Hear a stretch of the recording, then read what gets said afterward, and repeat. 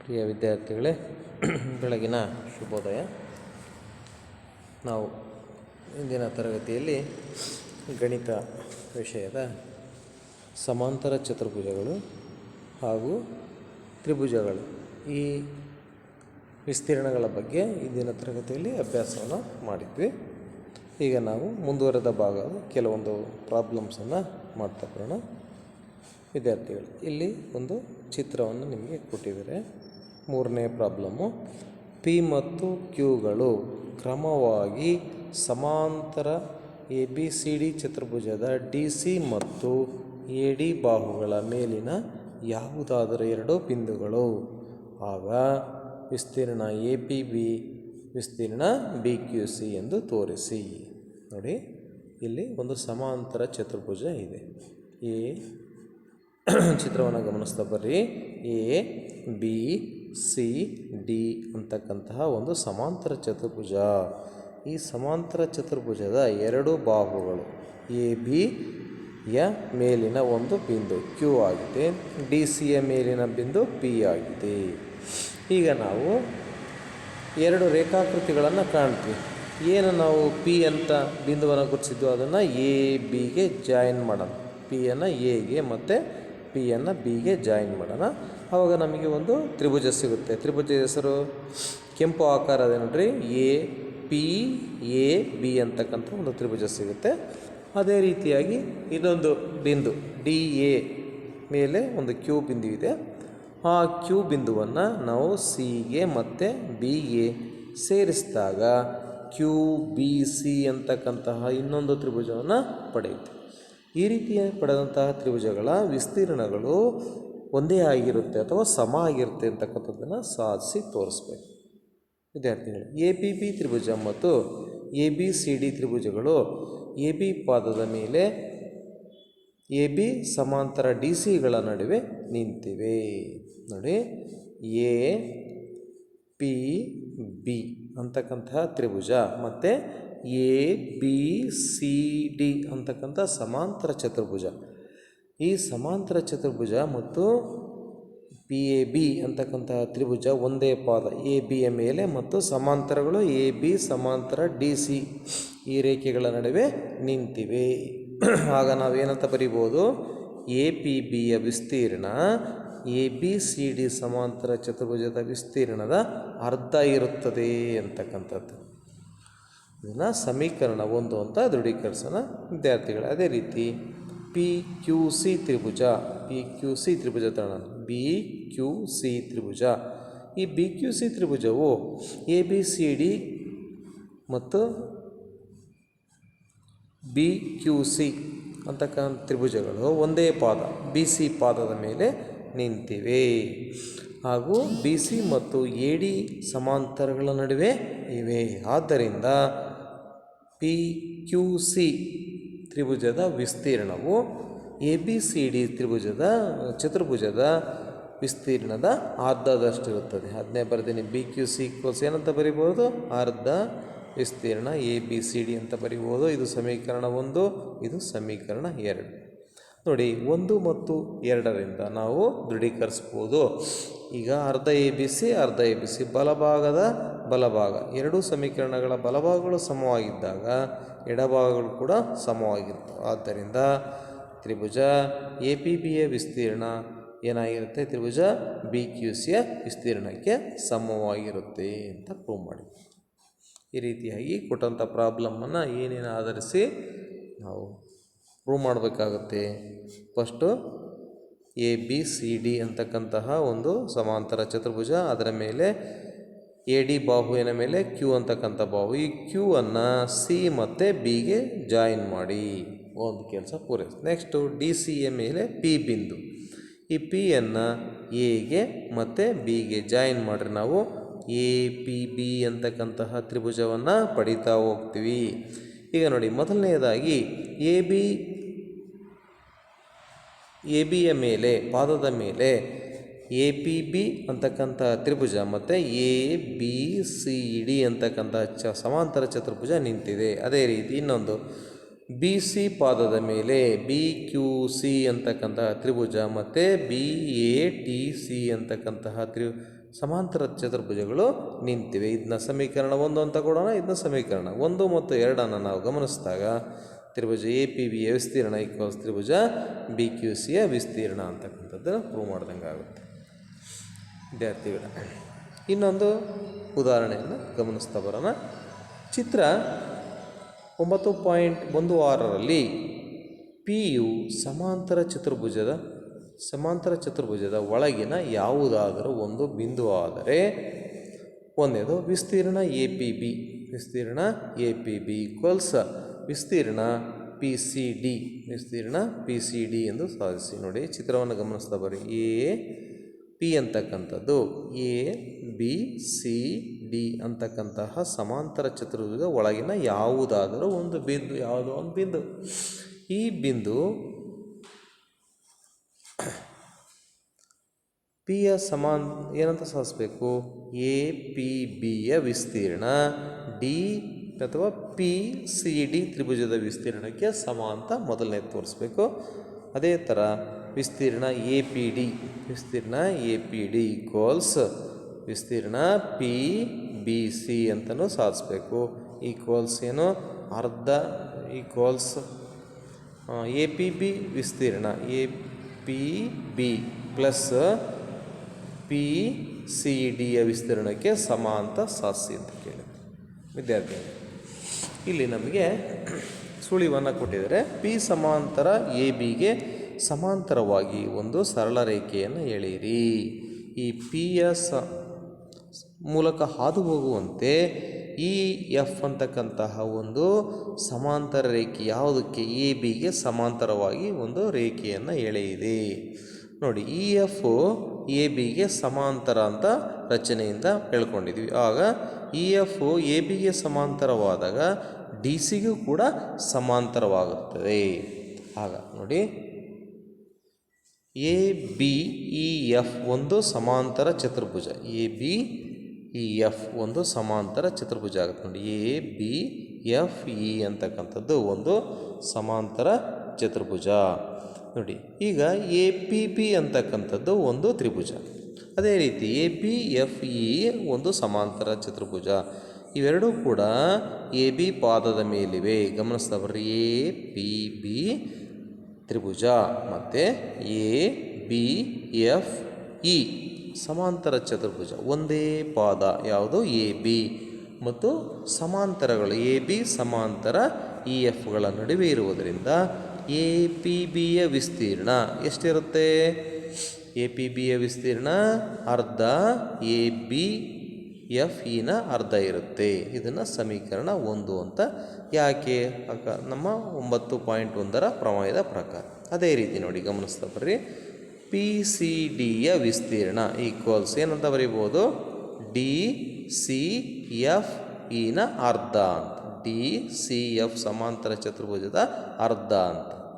1 ಮತ್ತು 2ರಿಂದ ನಾವು ಏನಂತ ಬರೀಬೋದು?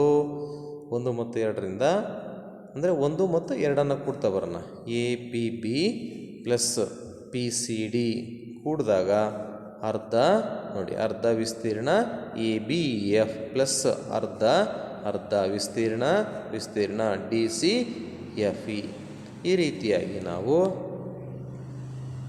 ಕೂಡಿದಾಗ ಏನೇನು ಬರುತ್ತೆ ಗಮನಿಸ್ತಾ ಬರೋಣ. A P B plus D P C ಅಥವಾ ಪಿ ಈಕ್ವಲ್ಸ್ ಅರ್ಧ ವಿಸ್ತೀರ್ಣ ಎ ಬಿ ಸಿ ಡಿ ಅಂತ ಬಂತು. ನೋಡಿ, ಎ ಪಿ ಬಿಯ ವಿಸ್ತೀರ್ಣ ಎಷ್ಟಿರುತ್ತೆ? ಅರ್ಧ ಎ ಬಿ ಸಿ ಡಿಯ ಅರ್ಧ ಇರುತ್ತೆ. A P B plus D P C, A P B plus D P ಸಿಯ ವಿಸ್ತೀರ್ಣ ಎಷ್ಟಿರುತ್ತೆ? ಎ ಬಿ ಸಿ ಡಿಯ ಸಮಾಂತರ ಚತುರ್ಭುಜದ ಅರ್ಧದಷ್ಟು ಇರುತ್ತೆ ಅಂತಕ್ಕಂಥ ಪ್ರೂವ್ ಮಾಡಿದ್ವಿ. ಮೂರನೇದು A P D plus P B C, A P D plus ವಿಸ್ತೀರ್ಣ P B C plus A P B plus ವಿಸ್ತೀರ್ಣ ಈಕ್ವಲ್ಸ್ ಎ ಬಿ ಸಿ. ನೋಡಿ, ಈ 4ರ ಮೊತ್ತ ಏನಾಗಿರುತ್ತೆ ಅಂತಂದರೆ ಎ ಬಿ ಸಿ ಡಿಯ ವಿಸ್ತೀರ್ಣಕ್ಕೆ ಸಮವಾಗಿರುತ್ತೆ. ಎ ಪಿ ಡಿಗೆ A P D, P B ಸಿಗೆ P B C, A P ಬಿಗೆ A P B plus P C ಡಿಗೆ ಮೈನಸ್ ವಿದ್ಯಾರ್ಥಿಗಳು ಇರಲಿ. ಇಲ್ಲಿ ನಮ್ಮ 3ನೇ ತೋರಿಸಿರ್ತಾನೆ A P P plus D P C equals ಎಷ್ಟು ಅರ್ಧ ವಿಸ್ತೀರ್ಣ A B C ಡಿಯ ಅರ್ಧದಷ್ಟಿರುತ್ತೆ.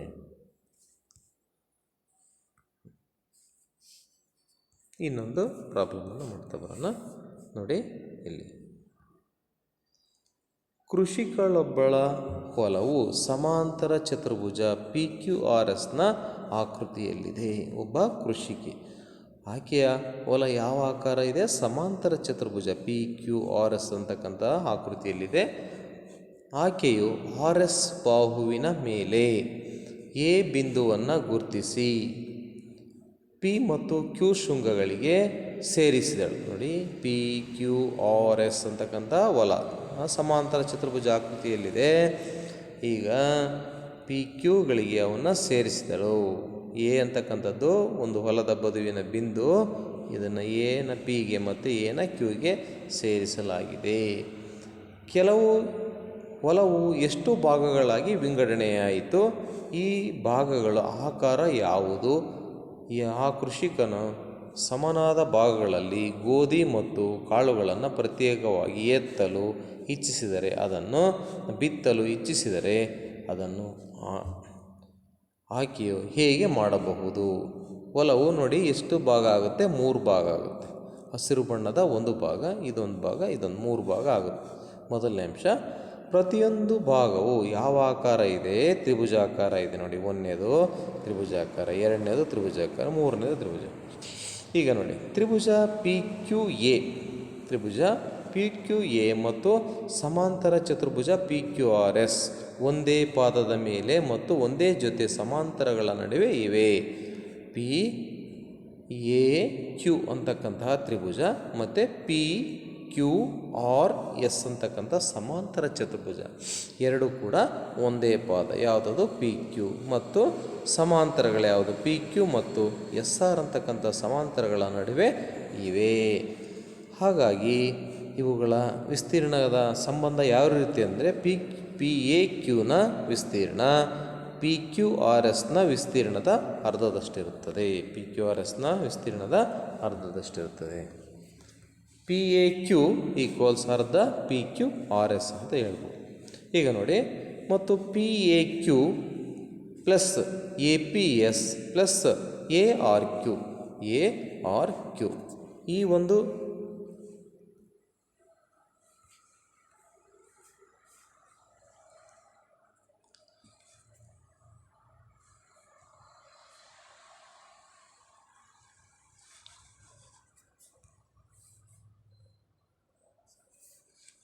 P A Q plus P A P S plus A R Q equals ಅವೆಲ್ಲ ತ್ರಿಭುಜಗಳ ಮೊತ್ತ ಯಾವುದರ ವಿಸ್ತೀರ್ಣಕ್ಕೆ ಸಮವಾಗುತ್ತೆ? ಪಿ ಕ್ಯೂ ಆರ್ ಎಸ್ ಸಮಾಂತರ ಚತುರ್ಭುಜದ ವಿಸ್ತೀರ್ಣಕ್ಕೆ ಸಮವಾಗಿರುತ್ತೆ. ಈಗ ನಾವು ವಿಸ್ತೀರ್ಣ ಎ ಪಿ ಎಸ್, ವಿಸ್ತೀರ್ಣ ಎ ಪಿ ಎಸ್, ವಿಸ್ತೀರ್ಣ A P S, A P S plus ವಿಸ್ತೀರ್ಣ A R Q, A R Q equals ಎಷ್ಟಾಗುತ್ತೆ? ಅರ್ಧ ಪಿ ಕ್ಯೂ ಆರ್ ಎಸ್ ಆಗುತ್ತೆ. ಅರ್ಧ P Q R S. A P S plus A R Q equals ವಿಸ್ತೀರ್ಣ P A Q, ವಿಸ್ತೀರ್ಣ P A Q. A P S ಮತ್ತು A R ಕ್ಯೂನ ವಿಸ್ತೀರ್ಣಗಳು ಯಾವಾಗ ಮೊತ್ತ? ಇವೆರಡರ ಮೊತ್ತ ಎ ಪಿ ಕ್ಯೂಗೆ ಸಮವಾಗಿರುತ್ತೆ ಅಂತ. ಹಾಗಾಗಿ ನಾವು ಎರಡು ರೀತಿಯಲ್ಲಿ ಸಮನಾದ ಭಾಗಗಳಲ್ಲಿ ಗೋಧಿ ಮತ್ತು ಕಾಳು ಪ್ರತ್ಯೇಕವಾಗಿ ಬೆಳೆಯಬಹುದು. ಪಿ ಎ ಕ್ಯೂ ಭಾಗದಲ್ಲಿ ಗೋಧಿ ಮತ್ತು A P S A R Q ಭಾಗದಲ್ಲಿ ಕಾಳುಗಳನ್ನು ಬೆಳೆಯಬಹುದು. ಅಥವಾ A P S A R Q ಭಾಗದಲ್ಲಿ ಗೋಧಿ, ಪಿ ಎ ಕ್ಯೂ ಭಾಗದಲ್ಲಿ ಏನನ್ನು ಬೆಳಿಬೋದು? ಕಾಳುಗಳನ್ನು ಬೆಳೆಯಬಹುದು. ಮುಂದುವರೆದ ಭಾಗದಲ್ಲಿ ಒಂದೇ ಪಾದ ಮತ್ತು ಒಂದೇ ಜೊತೆ ಸಮಾಂತರಗಳ ನಡುವೆ ಇರುವ ತ್ರಿಭುಜಗಳು, ಈ ರೀತಿಯಾಗಿರ್ತಕ್ಕಂತಹ ತ್ರಿಭುಜಗಳ ಸಂಬಂಧ ಯಾವ ರೀತಿ ಇರ್ತಕ್ಕಂಥ ಅಂದರೆ, ಒಂದೇ ಪಾದ ಮತ್ತು ಒಂದೇ ಜೊತೆ ಸಮಾಂತರ ರೇಖೆಗಳ ನಡುವೆ ಇರುವ ತ್ರಿಭುಜಗಳು. ಈ ರೀತಿಯಾಗಿರ್ತಕ್ಕಂತಹ ತ್ರಿಭುಜಗಳ ವಿಸ್ತೀರ್ಣಗಳ ಸಂಬಂಧ ಯಾವ ರೀತಿ ಇರ್ತದೆ? ಅಂತಕ್ಕಂಥದ್ದು ಅಭ್ಯಾಸ ಮಾಡ್ತಾರೆ. ವಿದ್ಯಾರ್ಥಿಗಳೇ, ಒಂದೇ ಪಾದ ಹೊಂದಿರುವ ಎರಡು ತ್ರಿಭುಜಗಳ ವಿಸ್ತೀರ್ಣಗಳು ಸಮನಾದ ಆ ಎರಡು ತ್ರಿಭುಜಗಳು ಒಂದೇ ಜೊತೆ ಸಮಾಂತರ ರೇಖೆಗಳ ನಡುವೆ ಇರುತ್ತವೆ. ಇದು ವಿಲೋಮ.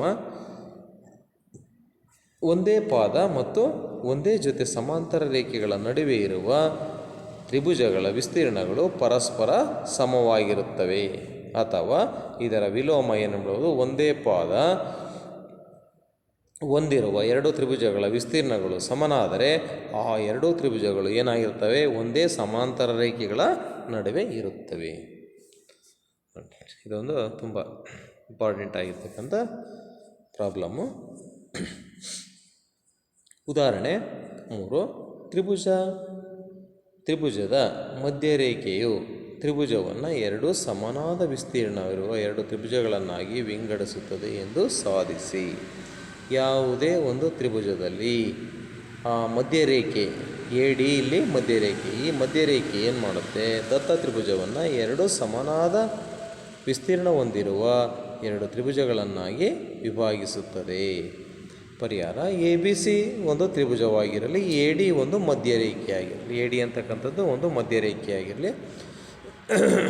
AN ಲಂಬ BC, AN ಲಂಬ BCಯನ್ನು ಹೇಳಿರಿ. ABD ವಿಸ್ತೀರ್ಣ ಈಕ್ವಲ್ಸ್ ಅರ್ಧ ಇಂಟು ಪಾದ ಇಂಟು ಎತ್ತರ, ಅರ್ಧ ಇಂಟು ಪಾದ ಏನು BD, ಎತ್ತರ ಏನು AN ಈಕ್ವಲ್ಸ್ ಅರ್ಧ ವಿಸ್ತೀರ್ಣ ABD. ವಿಸ್ತೀರ್ಣ ABD ಯ ವಿಸ್ತೀರ್ಣ ಏನು? ಅರ್ಧ ಇಂಟು ಪಾದ ಇಂಟು ಎತ್ತರ. ಈಗ ನೋಡಿ, ABD ಯ ವಿಸ್ತೀರ್ಣ ಈಕ್ವಲ್ಸ್ ಅರ್ಧ into CD into AN, CD into AN. ಏಕೆಂದರೆ BD ಈಕ್ವಲ್ಸ್ CD. ಇಲ್ಲಿ BD ಈಕ್ವಲ್ಸ್ ಏನಾಗಿದೆ? CD. BD equals CD. ಏಕೆಂದರೆ ಈ ಮಧ್ಯರೇಖೆಯು ಪಾದವನ್ನು ಎರಡು ಸಮಭಾಗಗಳಾಗಿ ಅಂದರೆ BD ಈಕ್ವಲ್ಸ್ CD ಇರುವಂತೆ ಪಾದವನ್ನು ಛೇದಿಸುತ್ತದೆ. ಆದ್ದರಿಂದ BD ಈಕ್ವಲ್ಸ್ ಏನಂತ ಬರೀಬೋದು? CD. ABD ಈಕ್ವಲ್ಸ್ ಅರ್ಧ CD ಇಂಟು AN. ಅಂದರೆ ತ್ರಿಭುಜ ABDಯ ವಿಸ್ತೀರ್ಣವು ತ್ರಿಭುಜ ACDಯ ವಿಸ್ತೀರ್ಣಕ್ಕೆ ಸಮವಾಗಿರುತ್ತೆ. ಅಂದರೆ ಮಧ್ಯರೇಖೆಯು ಏನು ಮಾಡುತ್ತೆ? ಆ ಒಂದು ತ್ರಿಭುಜವನ್ನು ಎರಡು ಸರ್ವಸಮ ತ್ರಿಭುಜಗಳ ಅಂದರೆ ವಿಸ್ತೀರ್ಣಗಳು ಒಂದೇ ಆಗಿರ್ತಕ್ಕಂಥ ಎರಡು ತ್ರಿಭುಜಗಳನ್ನಾಗಿ ವಿಭಾಗಿಸುತ್ತದೆ. ವಿದ್ಯಾರ್ಥಿಗಳೇ, ಮತ್ತೊಂದು ಪ್ರಾಬ್ಲಮ್. ಚಿತ್ರ 9.23 ಅಂದರೆ ಈ ಹಸಿರು ಬಣ್ಣದ ಚಿತ್ರ 9.23ರಲ್ಲಿ ತ್ರಿಭುಜ ABCಯು AD ಮಧ್ಯರೇಖೆಯ ಮೇಲಿನ ಒಂದು ಬಿಂದು. ಈ ಆದರೆ ವಿಸ್ತೀರ್ಣ AB ಈಕ್ವಲ್ಸ್ ವಿಸ್ತೀರ್ಣ AC ಎಂದು ಸಾಧಿಸಿ. ಇಲ್ಲಿ ABC ಅಂತಕ್ಕಂಥ ಒಂದು ತ್ರಿಭುಜದಲ್ಲಿ AD ಅಂತಕ್ಕಂಥದ್ದು ಮಧ್ಯರೇಖೆ. ಈ ಮಧ್ಯರೇಖೆಯು ಮೇಲಿನ ಯಾವುದೇ ಒಂದು ಬಿಂದು E ಆಗಿದೆ. ಆವಾಗ ಏರ್ಪಡ್ತಕ್ಕಂತಹ ತ್ರಿಭುಜಗಳು ABEಯ ವಿಸ್ತೀರ್ಣ ಈಕ್ವಲ್ಸ್ ACEಯ ವಿಸ್ತೀರ್ಣಕ್ಕೆ ಸಮ ಎಂದು ಸಾಧಿಸಿ. ತ್ರಿಭುಜ ABCಯಲ್ಲಿ AD ಏನಾಗಿದೆ? ಮಧ್ಯರೇಖೆಯಾಗಿದೆ. ನಮಗೆ ಪ್ರಮೇಯದ ಪ್ರಕಾರ ಮಧ್ಯರೇಖೆಯು ತ್ರಿಭುಜವನ್ನು ಎರಡು ಸರ್ವಸಮ ತ್ರಿಭುಜಗಳನ್ನಾಗಿ ವಿಭಾಗಿಸುತ್ತದೆ. ಆದ್ದರಿಂದ ಏನಂತ ಬರೀಬೋದು? ABDಯ ವಿಸ್ತೀರ್ಣ ಈಕ್ವಲ್ಸ್ ACDಯ ವಿಸ್ತೀರ್ಣ ಅಂತ ಬರೆಯುವುದು. ಇದನ್ನು ಸಮೀಕರಣ 1 ಇಟ್ಕೊಳ್ಳಿ. ಈಗ ನೋಡಿ, ತ್ರಿಭುಜ BEC ತಾಳಿ. ತ್ರಿಭುಜ BECಯಲ್ಲಿ EDಯು ಏನಾಗಿದೆ? ಮಧ್ಯರೇಖೆಯಾಗಿದೆ. ಈ ಮಧ್ಯರೇಖೆ ಏನು ಮಾಡುತ್ತೆ? ಈ BEC ದತ್ತ ತ್ರಿಭುಜವನ್ನು ಎರಡು ಸರ್ವಸಮ ತ್ರಿಭುಜಗಳನ್ನಾಗಿ ವಿಭಾಗಿಸುತ್ತದೆ. ಅಂದರೆ BEDಯ ವಿಸ್ತೀರ್ಣ CEDಯ ವಿಸ್ತೀರ್ಣಕ್ಕೆ CDEಯ ವಿಸ್ತೀರ್ಣಕ್ಕೆ ಸಮ ಆಗಿರೋಂಥ ವಿಭಾಗಿಸುತ್ತದೆ.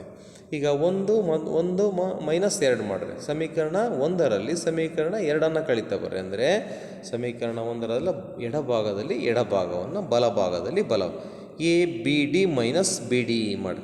ABD D minus B D ಇಯನ್ನು ಕಳೆದಾಗ ಏನು ಬರುತ್ತೆ ನಮಗೆ A B D minus B D ಮಾಡಿದರೆ ಏನು ಬರುತ್ತೆ ಎ ಬಿ ಹೆಂಗೆ ಬರುತ್ತೆ ನೋಡ್ರಲ್ಲಿ ಎ ಬಿ ಡಿ ತ್ರಿಭುಜದಲ್ಲಿ ಬಿ ಡಿ ಇ ತ್ರಿಭುಜ ಕಳಿ ಉಳಿತಕ್ಕಂಥದ್ದು ಎ ಬಿ ಇ ತ್ರಿಭುಜ ವಿಸ್ತೀರ್ಣ.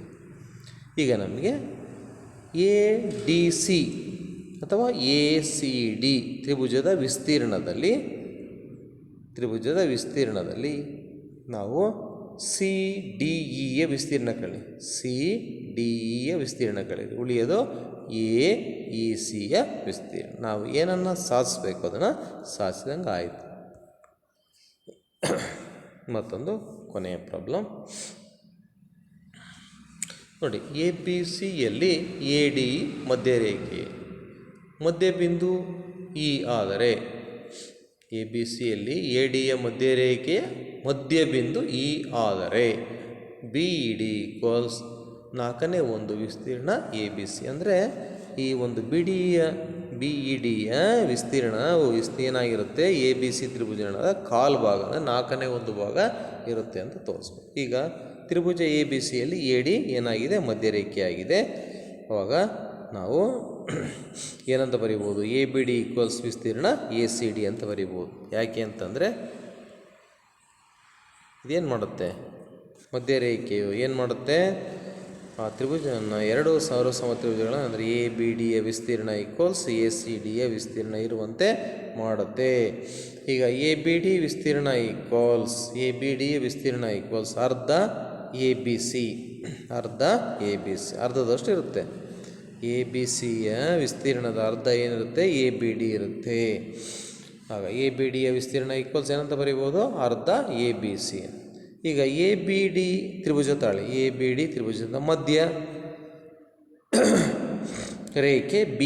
ಮಧ್ಯರೇಖೆ ಬಿ ಇ ಅಂತಕ್ಕಂಥದ್ದು ಮಧ್ಯಬಿಂದು ಎ ಡಿಯ ಮಧ್ಯಬಿಂದು. ಆದ್ದರಿಂದ ಎ ಬಿ ಡಿಯಲ್ಲಿ ಬಿ ಇ ಮಧ್ಯರೇಖೆ ಎ ಡಿಯನ್ನು ಇನಲ್ಲಿ ಮಧ್ಯಬಿಂದುವಾಗಿದೆ. ಆದ್ದರಿಂದ ಏನಂತ ಬರಿಬೋದು ಬಿ ಡಿ ಇಯ ವಿಸ್ತೀರ್ಣ ಈಕ್ವಲ್ಸ್ ಎ ಬಿ ಇಯ ವಿಸ್ತೀರ್ಣದ ಅರ್ಧದಷ್ಟಿರುತ್ತೆ.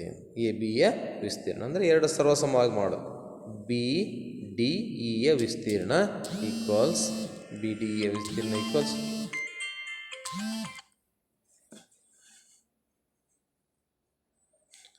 ತ್ರಿಭುಜ ಎ ಬಿ ಇ ಮಧ್ಯರೇಖೆಯು ತ್ರಿಭುಜವನ್ನು 2 ಸರ್ವಸಮವಾಗಿ ಮಾಡೋದು. ಈಗ ನೋಡಿ A B D E equals ಅರ್ಧ A B D B D E equals ಅರ್ಧ ಎ ಬಿ ಡಿ. ಈಗ 1 ಮತ್ತು 2ರಿಂದ ನಾವೇನಂತ ಹೇಳ್ಬೋದು ಬಿ ಡಿ ಈಕ್ವಲ್ಸ್ ಅರ್ಧ ಎ ಬಿ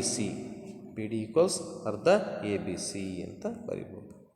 ಇಲ್ಲಿಗೆ ಈ ರೀತಿ ನಾವು ಕೊಟ್ಟಂಥ ಪ್ರಾಬ್ಲಮನ್ನು ಸಾಧಿಸಬೇಕು ವಿದ್ಯಾರ್ಥಿಗಳು. ಇಂದಿನ ತರಗತಿಯನ್ನು ಇಲ್ಲಿಗೆ ಪೂರ್ಣಗೊಳಿಸ್ತಾ ಬರೋಣ.